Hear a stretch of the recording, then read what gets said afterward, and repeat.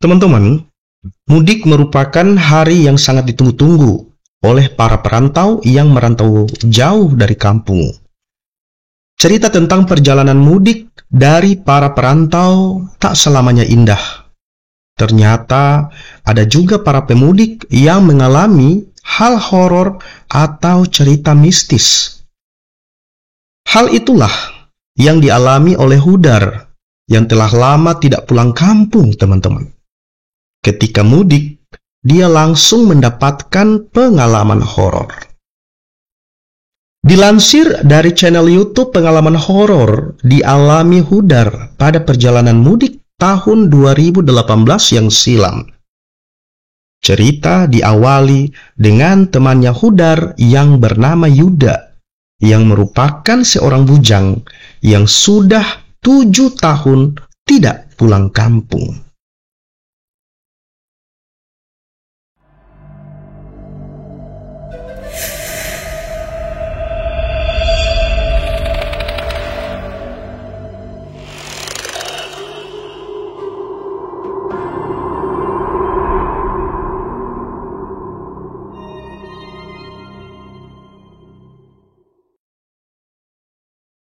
Assalamualaikum warahmatullahi wabarakatuh. Selamat datang dan selamat bertemu kembali teman-teman di Kakak Jo Channel. Semoga kita semua senantiasa mendapat perlindungan dari Tuhan Yang Maha Kuasa, nikmat kesehatan, kealfiatan, serta rezeki yang melimpah ruah yang senantiasa diberikan kepada kita semua dari Tuhan Yang Maha Kuasa. Teman-teman, kali ini Kakak Jo akan menceritakan sebuah cerita mistis nyata yang berjudul Mudik Bersama Teman yang ternyata sudah meninggal. Kisah ini, teman-teman, Kakak Jo kutip dari jurnal medan.pikiranrakyat.com yang ditulis oleh Ahmad Fikri Purba pada 23 Juli tahun 2022 yang kemarin. Semoga teman-teman nantinya akan suka dengan kisah nyata ini, menambah referensi buat teman-teman yang tertarik dengan semua kisah nyata ataupun cerita-cerita yang bergenre horor, mistis, misteri, dan lain sebagainya, serta bersedia untuk terus memberikan dukungan buat pengembangan channel Kakak Jo agar bisa berkembang lebih baik, lebih maju, mengedukasi, menghibur, serta bermanfaat buat kita semua dengan men-like dan men-subscribe, serta teman-teman pun ikhlas untuk men-share atau membagi video maupun channel Kakak Jo melalui media sosial teman-teman semua. Dan Kakak Jo berharap semoga teman-teman dapat menyalakan ataupun menekan tombol lonceng supaya dapat pemberitahuan ataupun notifikasi video-video terbaru dari Kakak Jo Channel. Kita simak cerita mistis nyatanya, teman-teman.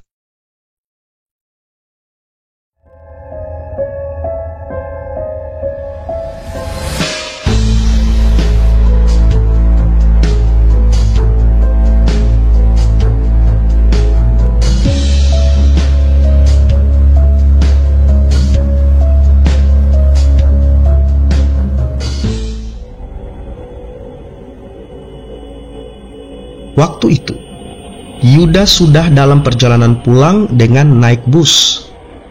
Dalam perjalanan, Yuda mencoba memperhatikan kondisi di dalam bus. Kok sepi ya? Mungkin orang-orang itu udah pada tidur. Yuda mencoba melihat sekitar di dalam bis itu.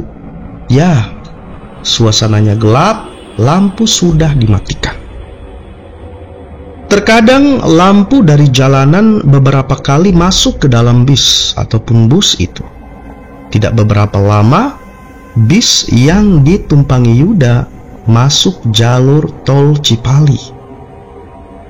Di situ, teman-teman, perasaan Yuda sudah sangat senang karena sebentar lagi dia bakal sampai ke tujuan. Gak sabar banget nih gue, kata Yuda, membayangkan orang tuanya akan syok melihat anaknya pulang kampung atau pulkam. Sebab Yuda memang tidak memberitahu kepada orang tuanya jika dia akan pulang kampung pada tahun itu. Dalam perjalanan pulang itu, teman-teman, Yudas seperti teringat kembali di mana dia sangat rindu berat kepada kedua orang tuanya. Dia juga tidak menyangka kalau tahun itu dia bisa pulang kampung, karena sebelumnya dia tidak mudik karena ada masalah kerjaan yang tidak bisa dia tinggalkan. Saat itu, Yuda duduk sendirian di kursi tengah. Di sampingnya kosong. Yuda pun sempat berpikir tentang kursi bis yang kosong itu. Kok tumben udah mau lebaran penumpangnya nggak penuh? Apa mungkin udah pulang mudik duluan kali ya?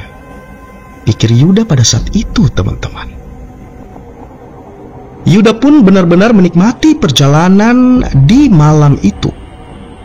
Dia tidak mengantuk dan sangat merasa senang berada di dalam bis ataupun di dalam bus. Karena kondisi sudah tengah malam, suasana di dalam tentunya sepi. Yuda kembali memperhatikan keadaan sekitarnya. Yuda memperhatikan penumpang satu per satu. Ada yang sudah tertidur pulas, ada yang sedang menatap keluar jendela, dan ada beberapa dari mereka yang lagi sibuk mainin handphonenya. Para penumpang sibuk dengan aktivitasnya masing-masing tanpa memperdulikan satu dengan orang lainnya, termasuk mereka juga tidak memperdulikan Yuda yang dari tadi sedang memperhatikan mereka. Dan teman-teman, di dalam kondisi yang gelap itu, Yuda melihat ada anak perempuan yang sedang memperhatikan dirinya. Mungkin usianya sekitar 4 tahunan. Kepala anak itu muncul dari sandaran kursi. Yuda sempat kaget melihat anak kecil tersebut. Yuda langsung senyum, teman-teman, karena anak kecil itu seperti malu-malu dan langsung bersembunyi lagi di balik kursi. Tapi perlahan anak itu muncul lagi dari balik kursi. Menurut Yuda, wajah anak itu sangatlah lucu. Di situ Yuda senyum. Lalu anak itu pun kembali senyum kepada Yuda. Dan gak lama terdengar suara teguran dari ibu anak tersebut. "Nilam, ayo tidur," kata ibu itu. "Mah, ada om di situ," jawab dari anak kecil tersebut, si Nilam. Ibu Nilam pun penasaran dan memutuskan berdiri. Dia celingak-celinguk untuk melihat om yang dimaksud oleh anaknya. Saat ibu Nilam itu berdiri, Yuda itu melihat kalau wajah dari ibu tersebut sepertinya agak pucat. Mungkin karena kelelahan. Rambutnya terurai dan wajahnya sangat cantik, teman-teman. Ibu Nilam tengok ke kiri dan ke kanan seperti orang kebingungan untuk mencari keberadaan Yuda. "Udah gak ada siapa-siapa, Nilam, ayo tidur," kata ibu dari si anak kecil itu. Teman-teman, Yuda pun kaget karena ibu Nilam tidak melihat dirinya. Buset, masa iya gua gak kelihatan? Gila kali itu ibu-ibu, pikir Yuda pada saat itu, teman-teman. Yuda tidak mau ambil pusing. Tak lama bis belok masuk ke jalur peristirahatan. Sepertinya, teman-teman, bis akan istirahat terlebih dahulu. Di lain tempat, sebut aja nih namanya Hudar, seorang driver yang bekerja di Jakarta, juga memutuskan untuk mudik. Karena capek terjebak macet di Jakarta, Hudar baru sampai tol Cipali pada waktu tengah malam. Karena lelah menyupir sendirian, Huda memutuskan untuk istirahat agar tidak kenapa-kenapa nantinya pada saat di jalan. Pada saat itu, teman-teman, Hudar berhenti ke tempat peristirahatan dan mobilnya diparkir di sebelah bis yang ditumpangi oleh Yuda. Hudar keluar dari mobilnya, keretekin badannya, dan mencari warung yang cocok untuk beristirahat. Akhirnya, Hudar menemukan warung tempat istirahat yang tidak terlalu ramai. Posisinya ada di ujung. Hudar pun langsung memesan kopi hitam untuk menghilangkan rasa kantuknya saat menyupir nanti. Sambil istirahat, Hudar asyik main handphonenya hingga dia tidak sadar kalau ada orang yang sedang memperhatikan dirinya. Hudar mulai mengalihkan pandangannya dari handphone ke orang tersebut. Iya, itu orang kok liatin gua terus, katanya teman-teman. Karena memang lampu di warung itu remang-remang, Hudar pun terus memastikan orang tersebut apakah memperhatikannya atau tidak. Kekenal orang itu, kata Hudar. Si Hudar kaget dan mengatakan orang yang memperhatikannya itu seperti temannya yang bernama Yuda. Itu kayaknya si Yuda deh. Kok bisa-bisanya gua ketemu sama Yuda di sini? Kata Hudar, teman-teman. Hudar pun langsung menemui Yuda. Loh, Yuda, aku kira siapa tadi? Oh iya, kamu sama siapa, Yud? Sendiri nih, kamu mau kemana, Dar? Mudik juga. Iyalah. Oh iya, naik apa kamu? Teman-teman, obrolan Hudar dan Yuda terus berlanjut. Karena mereka berdua sudah lama tidak bertemu, jadi banyak hal yang mereka bicarakan. Di mana mereka berdua ini dulunya adalah teman satu SMA, tapi harus terpisah, ya, karena kampus yang berbeda. Karena saking sibuknya, Hudar dan Yuda itu tahu mengenai informasi masing-masing dari kabar burung yang beredar, kemudian dari teman-teman mereka, dan melihat medsos masing-masing. Di situ Hudar juga mutusin untuk mengajak Yuda untuk pulang bareng. Hitung-hitung untuk menemani dia sedang nyupir. Yuda pun akhirnya setuju, teman-teman. Karena dia pikir mungkin dia bisa bercerita lebih banyak dengan sahabat lamanya itu. Mobil Hudar pun berjalan, tetapi selama perjalanan justru mereka itu lebih banyak diam. Lah, kok malah jadi begini? Gumam si Hudar, teman-teman. Karena tidak mau suasana terus hening, Hudar pun mulai pembicaraan. Hudar mulai menanyakan tentang kerjaan Yuda sampai dengan kondisinya. Disitulah, teman-teman, Yuda cerita kalau dia sempat sakit dan dirawat beberapa hari di rumah sakit. Tapi Hudar sedikit tidak percaya, karena kata teman-teman yang lain, Yuda itu sakitnya sakit parah. Teman-teman, singkat cerita, Hudar pun memutuskan untuk mengantarkan Yuda pulang ke rumahnya. Karena seingat Hudar, jarak rumahnya dengan Yuda tidak terlalu jauh, paling sekitar 15 menitan. Sudah hampir 2 jam mobil itu berjalan. Suasana di dalam itu begitu sepi karena memang tidak ada lagi obrolan. Hudar sendiri lama-kelamaan mulai tidak nyaman dengan parfum yang dipakai oleh Yuda. Ini Yuda kok pakai parfum kayak begini? Gumam Hudar lagi.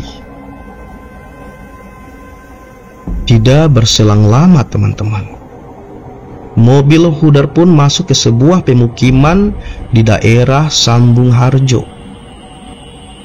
Pemukiman di sana terlihat begitu sepi, tidak ada orang sama sekali.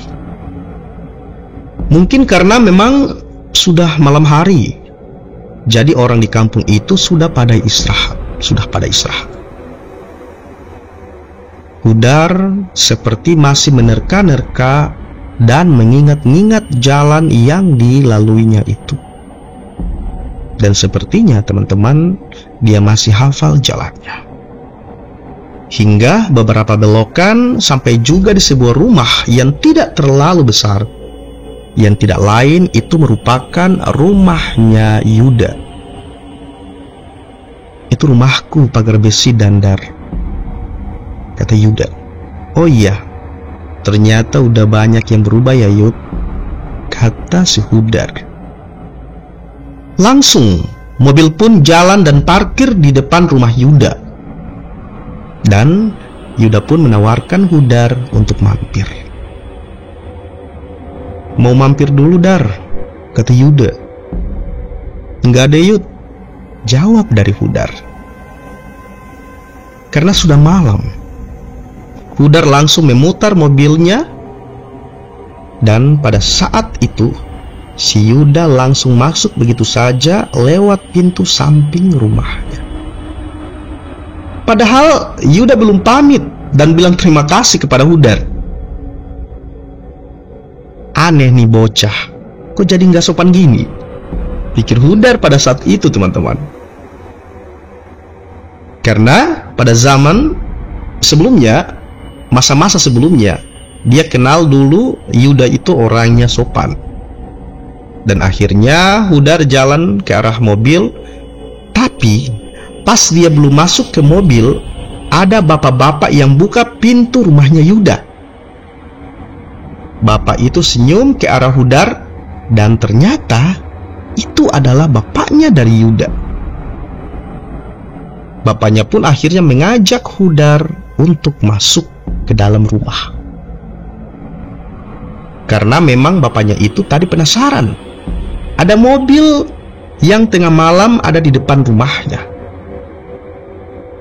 Pada saat itu teman-teman, Hudar mendapat kabar yang membuat dia sangat shock. Bapak Ibu masih ingat dengan saya?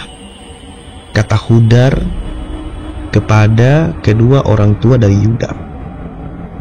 Saya Hudar, teman SMA-nya Yuda. Tadi dia pulang bareng saya. Jadi begini nak Hudar, mohon maaf sebelumnya kalau mungkin ini akan membuat kamu kaget. Kenapa emangnya? Tanya Hudar. Sebenarnya Yuda udah meninggal beberapa bulan sebelumnya. Almarhum sakit keras ketika sedang tinggal dan kerja di Jakarta. Kata Bapak Yuda kepada Hudar. Pak, itu nggak benar kan? Tadi saya baru saja antar pulang, Pak. Dia masuk kok, jawab Hudar, teman-teman. Hudar pun benar-benar bingung, takut, sekaligus sedih, karena telah kehilangan teman seperjuangannya. Hudar masih tidak percaya, hatinya setengah menerima keadaan itu. Lah, Terus tadi yang sama gue itu siapa? Pikir Hudar. Teman-teman, bapak dan ibunya Yuda terus-menerus menenangkan Hudar supaya menjadi rileks, tenang, dan bisa berpikir dengan jernih. Setelah agak tenangan, walau masih sedih dan kaget, Hudar berpikir mungkin ada maksud di balik peristiwa tersebut. Bisa saja si Yuda, temannya dari Hudar, pengen ngasih tahu kepada sahabatnya si Hudar tentang keadaannya, dan sekaligus agar si Hudar datang ke kuburannya untuk berziarah mumpung sedang berada di kampung halaman mereka. Jadi teman-teman, begitulah cerita mistis nyata yang dialami oleh seorang yang bernama Hudar yang bertemu dengan sahabatnya yang ternyata sudah beberapa bulan yang silam telah meninggal dunia, Yuda. Cerita ini teman-teman berjudul Mudik Bersama Teman yang Ternyata Sudah Meninggal. Kakak Jo kutip dari jurnal medan.pikiranrakyat.com yang ditulis oleh Ahmad Fikri Purba pada 23 Juli 2022. Mungkin teman-teman sebelumnya telah pernah mendengar atau membaca atau menonton kisah tentang Yuda dan Hudar ini, dan mungkin saja ada beberapa yang kurang dari cerita yang kakak Jo baca buat teman-teman semua dan bisa melengkapi pada kolom komentar. Thank you banget sekali lagi buat teman-teman yang telah meluangkan waktu untuk menonton video dari kakak Jo. Semoga saja teman-teman suka dengan cerita mistisnya. Semoga pula dapat menambah referensi ataupun bacaan, tontonan ya teman-teman yang memang suka dengan semua genre horor, mistis, dan misteri.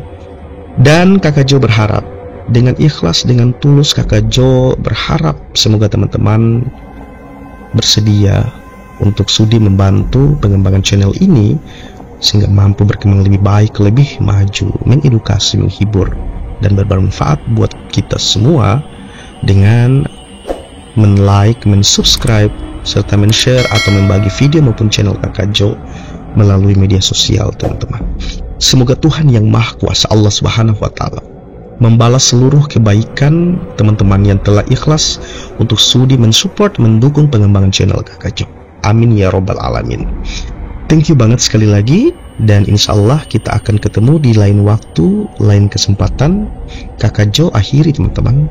Assalamualaikum warahmatullahi wabarakatuh.